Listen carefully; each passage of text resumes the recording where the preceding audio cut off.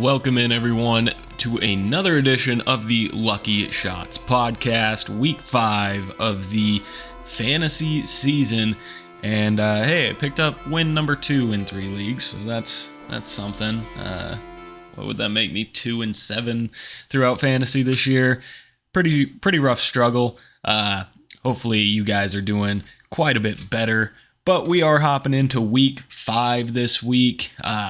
Getting close to the bye weeks. Those are coming up, I believe, in week 6 next week. Not this coming week, so that's something to look out for. But let's hop right into it. Let's get into the injury report. Some of the top names that went down this week and what to expect from them. Tua went down with what seems like his second concussion in 2 weeks. This one was pretty gnarly. Looked like he got knocked out. Fingers all going crazy. Didn't look good. Didn't look good at all. He's already been ruled out going into this week of week 5. So hopefully, hope for a speedy recovery from him and hopefully see him back.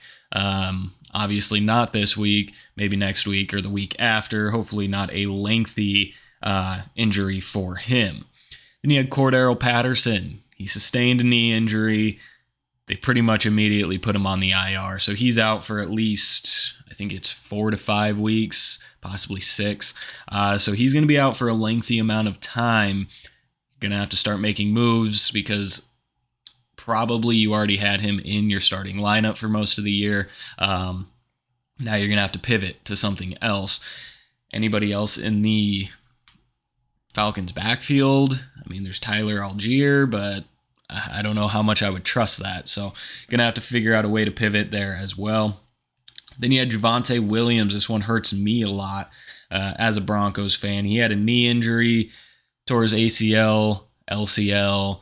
He's out for the season. That screws me over in 2 leagues. 1 league, I traded away Clyde Edwards-Helaire to get DeAndre Swift, leaving me with only 2 healthy running backs. Now Javonte goes down. I only have 1 healthy running back for the next couple weeks. So you can look at maybe throwing Mike Boone into your lineup, or possibly you can trade low for Melvin Gordon. Can't really trust Gordon. He's fumbled once in every single game this year. So an increased workload only kind of makes that problem more frequent. Hopefully not. But he's somebody that you're definitely going to have to work around and pivot to because he's not going to be back for the rest of the year. Jonathan Taylor sustained an ankle injury this past week. Everything came back negative. Should be okay. And he is expected to play. Let's see if there's any sort of news early this morning on Jonathan Taylor's status, because as of yesterday, I did not see anything pertaining to, any other news besides that everything came back negative. Doesn't look like it. So last I saw, everything's negative. He should play this week. Going up against Denver, it's been kind of tough sledding for him already. Again, the Colts need to lean on him to win football games. We'll just have to see. If you have a pivot option, it might not be the worst idea to pivot away from him this week.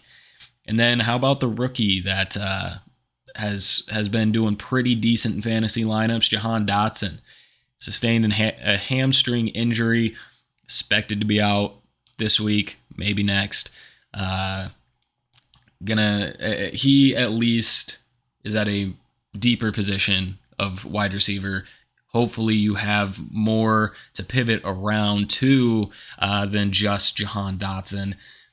But that one's kind of tough too, because he was a super late pick, if not a waiver wire pickup, and did pretty well for you. And now he's going to be out a couple weeks. So that's going to be tough as well. But enough of the injuries. Let's get into last week's heroes, villains, and good Samaritans. How about this? I called my shot last week with Geno Smith. And how about that football game between the Detroit Lions and the Seattle Seahawks? It was fantasy points galore. Your top two hero quarterbacks, Jared Goff and Geno Smith. Goff had 378 yards with 4 touchdowns and an interception for 33.22 fantasy points. And Geno had 320 passing yards for 2 touchdowns, 49 yards on the ground, and a rushing touchdown, giving him 31.7.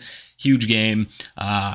You'll see that when we get to a couple other guys on these lists. But if you started anybody from that game, you probably had a really good week. The villains at the quarterback position, you had Carson Wentz. A couple straight weeks of just tough fantasy outings for him. 170 yards, 1 touchdown, 2 interceptions, only 7.3 fantasy points. And Trevor Lawrence, Jaguars have had a pretty good season, looked pretty good. Trevor Lawrence has looked all right. Not in this game. It looked a lot like last year. He had 174 passing yards, 2 touchdowns, an interception, and fumbled the ball 4 times, only giving him 5.66 fantasy points this week. Good Samaritans. How about the quarterback 3 and 4? Russell Wilson finally getting stuff done. He had 237 passing yards, 2 touchdowns, 29 yards on the ground, and a rushing touchdown, giving him 27.48 fantasy points. He still scored fantasy points, and it still looked terrible for the Broncos offense. So now with Javonte out, they're going to have to lean on Russ more. Hopefully they figure out we need to make an offense around Russ, not force Russ into our idea of an offense. See if that works, but it's decent to see him actually up into the top 5 for fantasy quarterbacks finally. And how about this guy as well? Tom Brady, the quarterback 4. He had 385 passing yards and 3 touchdowns, giving him 25.4 fantasy points. Finally, that offense started moving a bit. They were down quite a bit the entire game to the Kansas City Chiefs. But it is promising to see that the Bucs offense moved the football. Unlike past weeks, they're actually moving. Tom Brady putting up fantasy points. At the running back position, Austin Eckler, finally, I've had him for the whole season. Been waiting. How about this week? He had 60 rushing yards with 2 rushing touchdowns. He caught 6 passes for 49 yards and a touchdown through the air, giving him 34.9 fantasy points. Finally, 3 touchdowns. Let's hope that continues throughout the rest of the season and he doesn't have another dry spell like he did to start the year.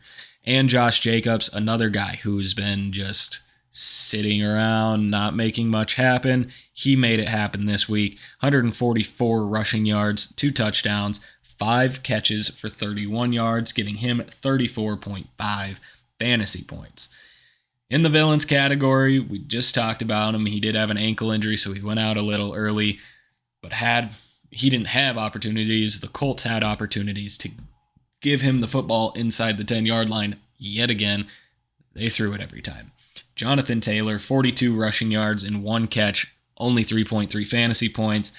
Another super tough week, and it's very annoying the fact that if you drafted him, you either drafted him with the first pick or the second pick, depending on who took who first.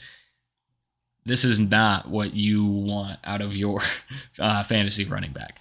It's just not. There's no way that you can be content with having Jonathan Taylor just put up 3 points and he was your first pick. Do you start pivoting from him? Do you panic? Maybe. I mean, we saw Derrick Henry. He was another top running back, but he's starting to get into it. Taylor's had 1 really good week, and that's it. I don't know if the Colts are going to realize at any point that he's your guy, but it's been tough sledding, and maybe if you're looking to move him, he may still have value with his name. Maybe go try to get something else and just cross your fingers he doesn't do anything else if you do trade him away. And then James Robinson, who's been a stud the past few weeks. He only had 29 rushing yards. That was it. 2.9 fantasy points. Not a lot to talk about there. Good Samaritans. We're going to go with the running back 3 and 4. Again, we've got Miles Sanders, 134 yards, 2 rushing touchdowns, 2 catches for 22 yards, 29.6 fantasy points. That's nice to see. You really hope to get that kind of production out of Miles Sanders. He is that kind of talented back. He just doesn't do it. So this week, seeing that, super nice. Hoping that you can continue that for the rest of the year because he was solid. And then the running back 4, we just talked about the game of Seattle and Detroit. Well, Rashad Penny, he got his. He had 151 rushing yards, 2 touchdowns, and a catch for 29.7 fantasy points, leaving him at the running back 4 position. He's another guy that you probably could get him really late, not really knowing what Seattle's offense is going to look like, what running back they're going to use. Hopefully they can continue to use him in this manner because 151 yards, you don't do that by accident. So great game from him. Moving on to the wide receiver position, Justin Jefferson, let's go, got back into the mix. He had 10 catches, 147 yards, and a rushing touchdown for 31 fantasy points. And then we just talked about Tom Brady in that offense, getting the ball moving. How about Mike Evans, 8 catches, 103 yards, and 2 touchdowns, giving him 30.3 fantasy points. Your villains, a guy who just had a big week last week. I traded for him because I was like, okay, the upside's there. I see it. Devonte Smith only had 3 catches for 17 yards, leaving him with 4.7 fantasy points. And the next guy who's been really consistently in that top 15, top 10 category for wide receivers, you have Amari Cooper. 1 catch, 9 yards. Don't know why we steered away from him, Browns, because he's been the most consistent thing. Maybe they just bottled him up. But 1 catch for 9 yards is not what you expected when you put in Amari Cooper this week. Good Samaritans. We're going to go with a wide receiver 5 and 7 because we're just going to continue to pound the point home that Detroit versus Seattle was a monstrous fantasy game. Wide receiver 5 was DK Metcalf. He had 7 catches and 149 yards, 21.9 fantasy points, no touchdown, but the fact that you can score in the 20s without a touchdown just gives you so much hope that when you do hit that touchdown, you're going to have a 30-point wide receiver. And then at wide receiver 7, Amon-Ra St. Brown? No, he was out this week, so Josh Reynolds stepped up in a big way, 7 catches, 81 yards, and a touchdown, giving him 21.1 fantasy points.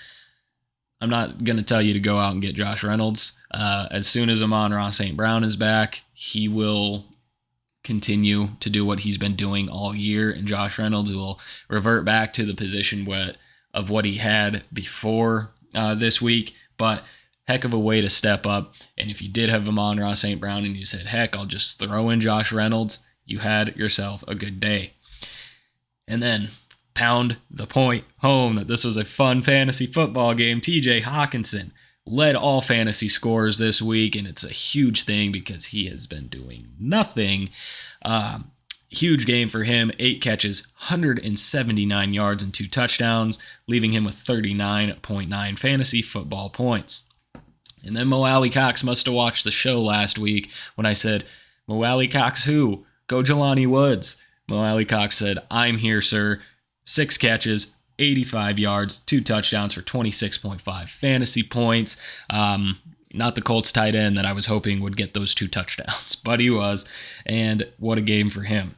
Villains at the tight end position. Darren Waller, where are you at? You have barely made yourself relevant to us this season.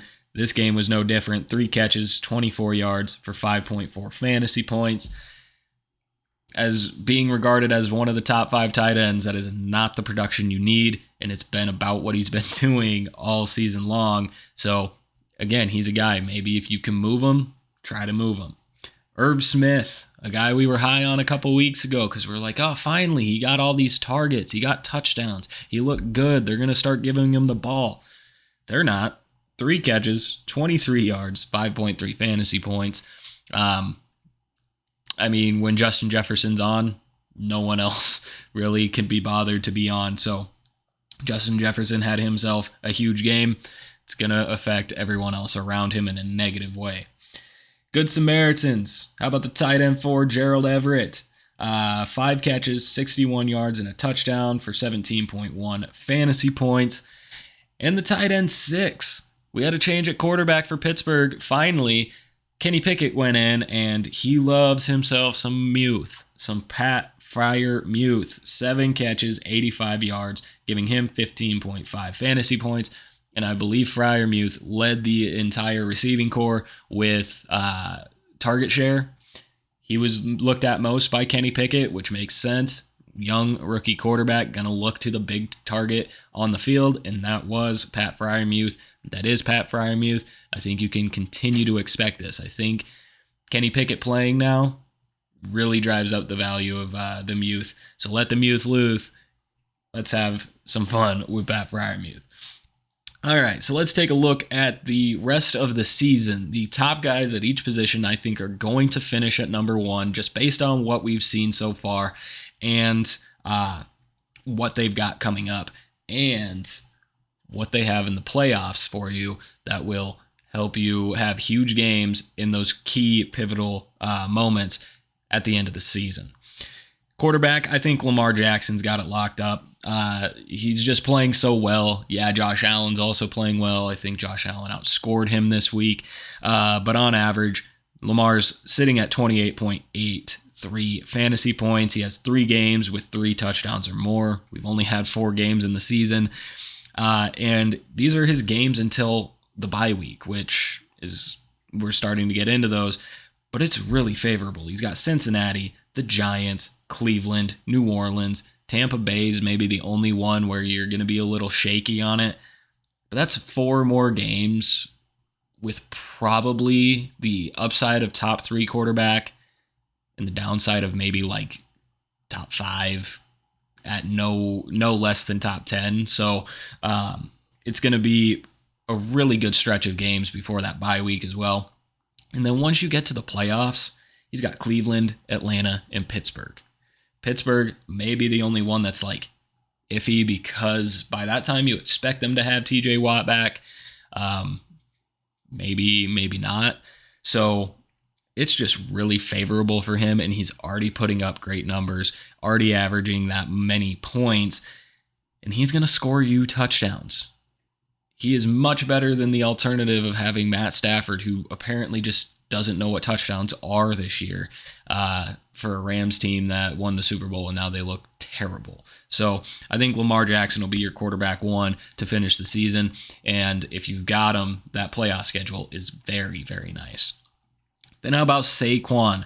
Saquon Barkley, going to be the number 1 running back, I believe, by the end of this season. He's averaging 21.5 points right now. He only has 1 game under 15 points. Excuse me, but I would love to have a running back who I can count on at least 15 points out of every week, if not more. I do not currently have that. Only 2 unfavorable games looking at the rest of the schedule, really. He's got Jacksonville in week 7. Jacksonville's defense has showed they're kind of good. And then Dallas's defense in week 12. But you shouldn't really be worried about that either because he already scored 22.6 fantasy points against them. So that one should be okay. And then you look at his playoff schedule. Washington, going to be pretty easy there. Minnesota and Indy. Indy hasn't stopped anything. They are like a flag in the breeze. They just let everything through. So I think Saquon going for the rest of the year is going to sit again above 20 fantasy points a game, if not more. And I think he'll land himself inside that top fantasy running back spot. Then at wide receiver, we're going to go Justin Jefferson. He's averaging 21.4 fantasy points right now. He only has 1 game under 10 targets. And you know me, if you watch the show, I love one thing about wide receivers, and it's targets. Give me a guy who gets a lot of targets. And, you know, if you're getting targets, the best thing is you're having opportunities to score fantasy football points. So I just like him this week or this year. 3 tough matchups for the rest of his schedule. You've got Miami, Buffalo, and Dallas. Miami, who knows? That defense is either really good or lets one guy go off. It's going to be, in my mind, a tough matchup. Buffalo, we already know that they're just a absolutely stout defense, and Dallas, again, just have been really, really good. But his playoff matchups, super favorable. He's got Indy, the Giants, and the Packers. So not only is he going to continually put up numbers for you throughout the rest of the year, but he's also going to have a really, really good set of matchups for your fantasy playoffs. And then Mark Andrews, I mean, if you look at the tight end position, it's super weak. It's either Mark Andrews or it's Travis Kelsey. I'm going to say Mark Andrews. He's averaging 17.1 fantasy points so far. He has 2 20-plus point games, and he only has 3 tough games on his schedule from the looks of it, with Tampa Bay, Jacksonville, and Denver. But he's got 3 touchdowns in 4 weeks. His fantasy playoffs are Cleveland, Atlanta, and Pittsburgh, much like Lamar Jackson.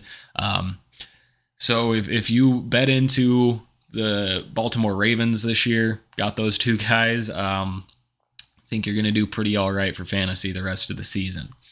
Now let's get into the Week 4 outlook. We'll kind of dive into matchups. Who do I like this week? We'll start with Arizona. They're going to be against Philly. At the quarterback position, you got Kyler Murray. He's currently the 6th quarterback right now. Doing all right, but he's not giving you the explosiveness that you would have expected when you drafted Kyler Murray. 3 games over 20, but his highest performance is 25.8. It's kind of tough. Going up against Philly now this week, Philly's a stout defense. They're 3rd against quarterbacks, so it's kind of unfavorable, but again, you probably don't have many pivot options if you do have Kyler. So you're just going to have to plug, play, and pray. Hope that he gets a decent game. The running back position, you got James Conner for Arizona. Philly's only 17th against running backs. Conner's projected 12.9. But if you look at his past games, 7, 8, 10, hasn't scored a touchdown since week 1. Just not giving you the output that he did last year. He's the running back 28. I would fade him, but with the injuries at the running back position, if you had Javonte Williams and James Conner's your other guy, you can't bench James Conner. So you, again, just kind of have to hope that he gets there. Then for the wide receiver position in Arizona, DeAndre Hopkins, one more week and we get D-Hop. I'm really banking on that. I've got him in 2 leagues sitting on my bench. But how about Marquis Brown? I think he's going to be just fine. Philly's 16th against the wide receiver position. He is currently number 6, coming off of back-to-back 20-point games. In the last 3 games, he hasn't had less than 10 targets. 11, 17, and 11. So, again, I love guys who get targets. If he's going to continue to get targeted 10 times a game, he's going to continue to put up 20 fantasy points for you. So I like him. Rondell Moore, AJ Green, not really a fan. Greg Dortch has been somebody who's been kind of a low flex play for this year, but it's been because Rondell Moore and AJ Green have been like shaky and out. I don't know, what has Rondell Moore done? Yeah, last week was his first week back, and that cut into Dortch. So if you're going to start any of those guys in Arizona, I would just take Marquis Brown, and then you can start Zach Ertz as well. He's been pretty much one of the only tight ends that consistently gets 10 points a game, so it's hard to bench a guy that gets you that consistent amount of points when the rest of that position can't do much for you. But let's look at Philly in that matchup. You got, I believe, let's see, Jalen Hurts. You got the quarterback 3 in Jalen Hurts. Arizona's 19th against the quarterback position. Hurts, had his lowest game of the season actually last week. But again, we talked about Jacksonville is a very, very good defense. I think he bounces back this week, has another huge top 5 fantasy quarterback week, so you should be just fine there. Miles Sanders, Arizona's 21st against the running back position. Sanders coming off a huge game. How about we say he just continues that into this week, going up against a fairly weak Arizona defense. Then you got A.J. Brown and Devonte Smith. Arizona's 8th against the wide receiver position, so they give points to the quarterback, not so much the wide receiver. So A.J. Brown, I think, he's projected 17. I think he's the smash play because Jalen's got to throw the ball somehow to get his fantasy points. Devonte Smith, a guy that you might have to fade off of this week because I only see room with a defense that's 8th against wide receivers. I only see room for one of them to have a good game. So I believe that's going to be A.J. Brown.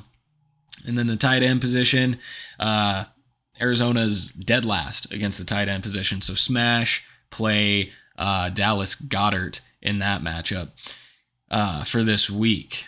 How about we look at Buffalo going up against Pittsburgh. I think you smash play everyone. Get Josh Allen in there for a 30 to 40 point game. Stephon Diggs, Pittsburgh's 28th against the wide receiver position. That's going to be a 20 point performance out of him. Maybe you can get another 15 out of Devin Singletary this week. He's been kind of a surprise so far this fantasy season. Single digits in week 1 and 2, but then a 24 point performance, 11.6. So it's at least not single digits the last 2 weeks. So he might be good as well. But Buffalo going up against Pittsburgh. We just talked about Pittsburgh made the move to Kenny Pickett. But do we trust anything in this offense going up against Buffalo? Buffalo is so good. You got Deontay Johnson as the highest projection out of that. I just don't like anything in this matchup. Deontay Johnson, Najee Harris, Kenny Pickett. I mean, Pat Freiermuth possibly, or even George Pickens possibly, because both those guys were the top 2 targeted people by Kenny Pickett last week. So that may account to something. And if they can get some sort of targets, maybe that's good. But any team against Buffalo, it's just going to be tough. Now let's look at Dallas going up against the Rams. How about the Rams just not looking good at all in any sense of the word? Just tough. So Dallas, I think this week you can be very happy in playing anybody. I mean, the Rams are 31st against the wide receiver position. So smash play CeeDee Lamb, who's had, I think, back-to-back really good weeks. 22 and 21 in the last 2 weeks. It was against New York, the Giants, and Washington. But finally, he got touchdowns. He had 12 targets and 8 targets. But easily against the Rams, who just have been not good at all so far. Go ahead and play them. Cooper Rush. Now let's take a look if we think we can stream him this week. I mean, if you have Tua and you have no other backup, Cooper Rush is sitting on the waiver wire.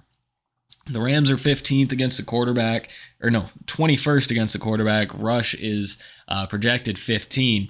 I think you can solidly play Cooper Rush this week. I'm not going to give the call out like I did Geno Smith last week, but I think he's very playable. And if you have CeeDee Lamb, that's a decent play there. So I think Cooper Rush will be all right this week as well. Zeke Elliott, Tony Pollard. Who gets it this week? The Rams are first, though, against the running back position. It's a split backfield. Sometimes it's Tony Pollard running for 100 yards. Sometimes it's Zeke getting all the carries and Tony Pollard just getting receptions. I think you steer away from both of those teams this week, or both of those running backs this week, because that's going to be messy. And with the number one defense against running backs, just steer away from that. Also in that matchup, you got Cooper Kupp. I don't even need to tell you to play Cooper Kupp. You're going to play Cooper Kupp, period. I mean, 26 points last week, 19 targets, 14 catches. It's insane, okay? Week 1, 15 targets, 13 catches, 128 yards. Week 2, 14 targets, 11 catches, 108 yards, 2 touchdowns. This week, 19 targets, 14 catches, 122 yards, 26 fantasy points. Had he put a touchdown on the board, that would have been his best fantasy day of the season. So the thing is, with those stat lines, he doesn't even need touchdowns to get you a 20-point game. So you're smashing that play every single week. This week, doesn't matter that it's against Dallas. Doesn't matter that it's probably going to be Trayvon Diggs on him. He's going to be fine. He's going to get 15 targets. You're going to be okay. Matt Stafford, I fade him. I throw him on, not only on my bench, I throw him back on the waiver wire, put him out on the street, make him homeless. There's no way I'm starting him. 7 points week 1. He's only had 1 week of decency, and that was 18 points. That wasn't even that good. And then 10, and then 6. I mean, no, I'm not playing Matt Stafford. The man can't throw a touchdown. He can't do anything for your fantasy team. Hopefully you picked up Zach Wilson last week because he's a better play. And I'm not a fan of Matt Stafford not throwing touchdowns. That affects Tyler Higbee as well. Higbee did all right. He had 14 targets for 10 catches and 17 points. So he still might be all right. But really the only thing I'd be comfortable playing in that game for the Rams is Cooper Kupp. So that's all the advice I can give you. I would steer away from literally everything else. Now let's move on to the Miami versus Jets game. Let's take Zach Wilson again this week. I started him last week. First game back, did all right. I think he had 18.7 points, so didn't completely bomb for you. Did pretty all right. Had a receiving touchdown. Jets got into their bag of tricks, and he caught a pass for a touchdown, so that was big. But the main thing is Miami's 31st against fantasy quarterbacks. Wilson's projected 16. Last week, it wasn't a disaster, and now he's going up against a team that gives up more fantasy points than almost anybody to the quarterback position. So I think he's pretty good for this week. Breece Hall, with the current state of running backs, yeah, you can put him in your running back too, or definitely flex spot. Back-to-back weeks of 15 points. Miami's only 15th against running backs. Pretty middle of the pack. I'm not too worried about that. So you can go ahead and be fine there. Now the problem is with choosing Zach Wilson, saying he's fine to play. Who's he going to throw to? You got Garrett Wilson, Elijah Moore, Corey Davis, Tyler Conklin. I mean, it wasn't good for Garrett Wilson last week. Elijah Moore had 4 targets. Tyler Conklin had 5. It was pretty spread out. So you kind of just have to be like, who's going to score the touchdown? I would expect it to be one of the receivers, and maybe 2 of the receivers can score touchdowns. But Miami's 24th against the receiver position. I think you can look at Garrett Wilson, Elijah Moore, and Corey Davis, all with kind of the same scope. See them all the same way, and just choose who you think is going to be a better fit for your lineup this week and play them. Now looking at Miami in this matchup, no Tua. It's going to hurt him, I think. Teddy Bridgewater came in, didn't do a whole lot, only 193 passing yards. He tried to kind of push the ball deep to Tyreek a little bit last week, but that's really the only play I would have. Tyreek had 14 catches, or 14 targets, 10 catches, 160 yards, 25 points. He's really the only one I can see playing. Jalen Waddle probably could be all right as well, but he's going to be a lower end flex play, in my opinion. And then looking at the messy running back position, Raheem Mostert seems to be the guy that's taking over. So I guess I would start him in the running back climate that we have now. But Tyreek is really the only one that I can look at and say confidently play him and be happy about it. Let's look at the Giants and Green Bay game. That's going to be in London this week. Saquon, he's going to be the running back one for the whole season. Don't need to talk about him too much, but he is having a heck of a year. Then let's look at any of the wide receiver position. I'd probably only play Saquon. That's it. Daniel Jones maybe, but he's questionable. Green Bay 7th against quarterbacks. I don't think that's going to be all that great. And then we don't know where the wide receivers lie right now. You have Richie James, Wandale Robinson, Kadarius Toney, Darius Slayton. Yeah, it's a mess for that whole team. So I'm starting Saquon, and that's about it. Let's look at Green Bay then in this matchup. Aaron Rodgers. Do we trust Aaron Rodgers yet? I don't know. I'm going to play him going up against the Giants. I think it's going to be a good game, honestly. The Giants, they're not terrible. I think hold on, let's see what the record is. I think they're 3-1. Yeah, they're 3-1, so they're not doing awful. Green Bay hasn't necessarily blown the socks off anybody, but I still think it's going to be okay for Aaron Rodgers. A.J. Dillon or Aaron Jones, that's again just a question of who scores the touchdown, in my opinion. But it could be another Aaron Jones show, so we'll have to see. And then Romeo Doubs is probably who I would be most excited to start at wide receiver. The Giants are number one against the wide receiver position, but that pretty much gets negated in a Green Bay offense where if Aaron Rodgers has one target that he likes, he's going to just continually throw to him. Doubs has been that guy the past 2 weeks.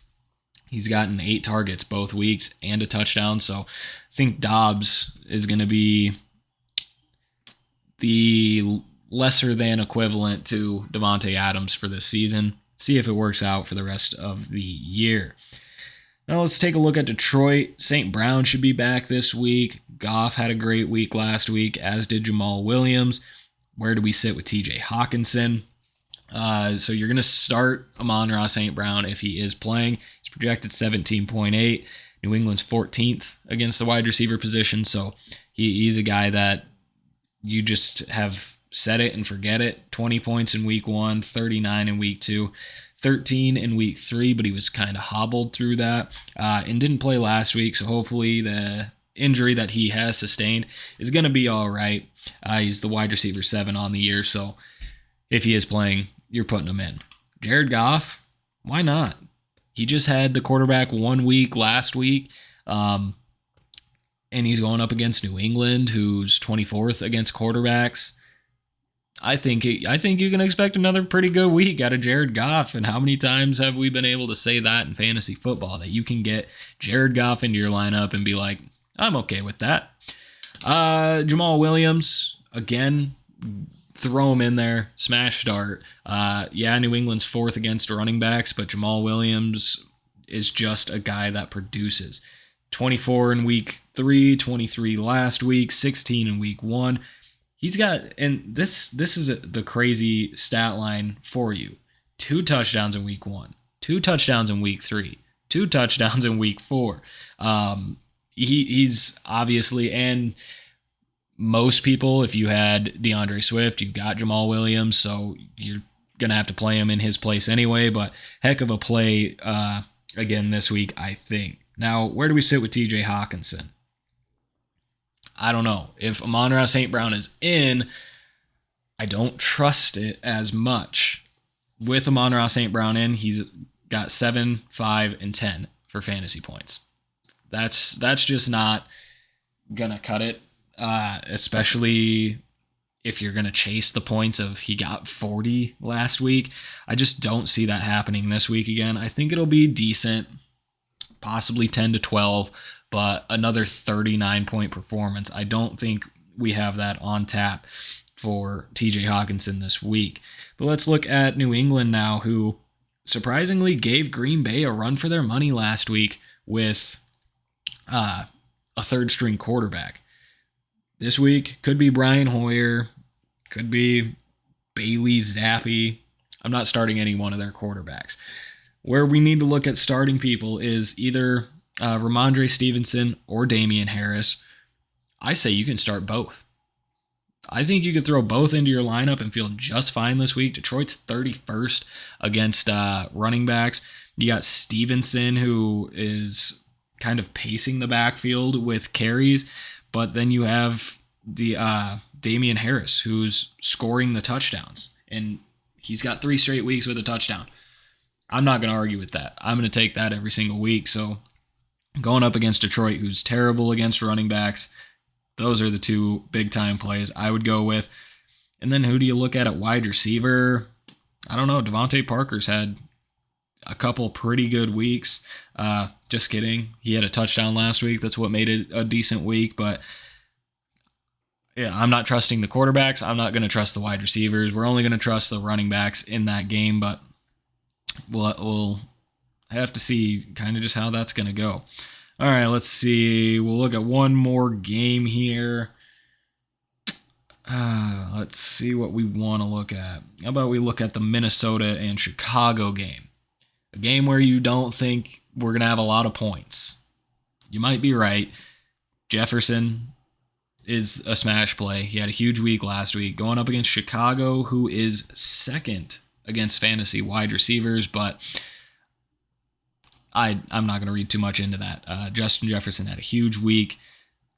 He's going to have another one.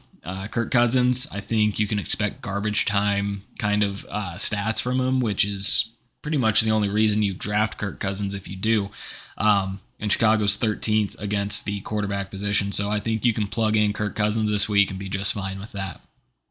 Dalvin Cook looked all right last week. Looked pretty dang good last week, football-wise, and had a 10-point game. I'm pretty sure he was pretty limited last week too, so I think you can expect an uptick from him this week. Chicago's 24th against the running back position. Do we like Irv Smith at all? No, we don't like Irv Smith at all. But now that I'm down on him, he's probably going to have a good week, so take that with your grain of salt. But we'll look at Chicago now. David Montgomery, looking to be the guy who paces it. He did not play last week. Got hurt week 3, only had 1 fantasy point. But Minnesota's 27th against the run. So this is a toss-up, because do you want to play Khalil Herbert, who had 11 points last week, 19 carries, 77 yards, just didn't have the touchdowns that he did in week 3, and know that he is going to be there, just may not be in because David Montgomery is going to play? Or do you trust that David Montgomery is going to be able to play a healthy game? It's a knee and ankle injury, so even if he does play, what are the chances he re-aggravates it? So I would probably play Khalil Herbert and just be safer. And I don't expect Montgomery, even if he does play the whole game, to do a whole lot, because he hasn't this year. You're sitting with, he had a 15-point game, but didn't score a touchdown. So, I mean, I'm leaning off of that. Do we trust Justin Fields yet? Let's go with no. 13 points, 8 points, 4 points, 10 points.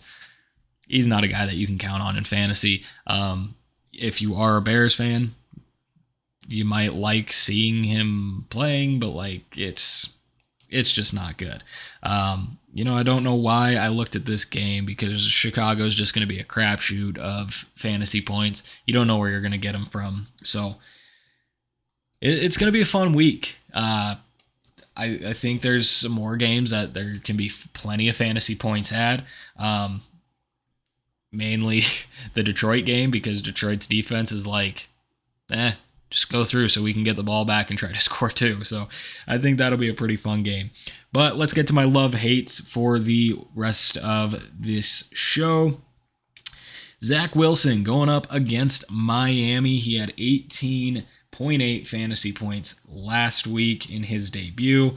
This week he's projected 16.6. Miami gives up an average of 22.16 fantasy points to the quarterback position, and they've given up the fifth most touchdowns to quarterbacks through these first 4 weeks. I think Zach Wilson, he had a good start. He's now going to go up against a fairly weak defense and a team that doesn't have their starting quarterback. So I think everything just kind of is going to line up for Zach Wilson to have a really good game this week. And I bet you he gets over 20. I don't think it's going to be the Geno Smith effect that we had last week in my love list, but I think you can confidently start him and get somewhere in that 20-point range. At the running back position, we're going to go obvious and go with Nick Chubb. He's going up against the Chargers, and he's just had a good season all season. So you got the Chargers, who are 29th against the running back position. He's projected 18.1 fantasy points, and the Chargers give up 29.9 fantasy points per game to the running back position, and they've given up 5 total touchdowns. Does that mean Kareem Hunt also gets in on this game? Probably, but Nick Chubb has proven to be the workhorse so far this year. 22 carries, 17 carries, 23 carries, and 19. And he's got 300-yard rushing games. And he's got 5 total touchdowns with 3 straight games with a touchdown. So huge, and I love him for this week. At the wide receiver position, let's take CeeDee Lamb. I just talked about him a little earlier, finally having those productive games that you drafted him for, 20 points in the last 2 weeks. And he's the wide receiver 7 so far, averaging 21.7. Like I said, he's got back-to-back fantasy weeks with 20 points or more. And the Rams give up 51.6 points on average to the wide receiver position. Yeah, sure, Michael Gallup, Dalton Schultz will get in on that, but a majority of those points are going to go to CeeDee Lamb. I really like him for this week. Then the tight end position. I try to not go obvious, but it was just tough this week. There's not a whole lot. If we take a look at all of the tight ends this week, I'm just not in love with any of them. Like TJ Hawkinson, maybe, but if Amon-Ra St. Brown's back, I see him just sliding back to the role he was in. Zach Ertz going up against a pretty good defense. So I have to go obvious here with Travis Kelsey going up against the Raiders. He's projected 17.8. He had his second 20-point game in week 4 with 24.2 fantasy points. And Vegas just not very good against the tight end. If you look at Travis Kelsey, he is now the tight end 1 on the year. Has 26 fantasy points in week 1, 10, 17, and 24 last week. Three weeks with a touchdown. I think he continues that this week. So give me those guys for my love list of the week. I didn't put any hates on here. I did miss that, but we're just going to roll with it. So thanks for watching today, guys. Join tomorrow. We will have Dylan Corbett on the show for the Lucky Bets podcast. See where we came out of last week. See who won our DFS, what prop bets, who won those. So it's going to be a fun show. And then join again on Twitch, 9 o'clock on Thursday morning, before we get to the Thursday night games for the game day show. But that is it for today. Thanks for joining, guys, and we will see you tomorrow with Dylan Corbett.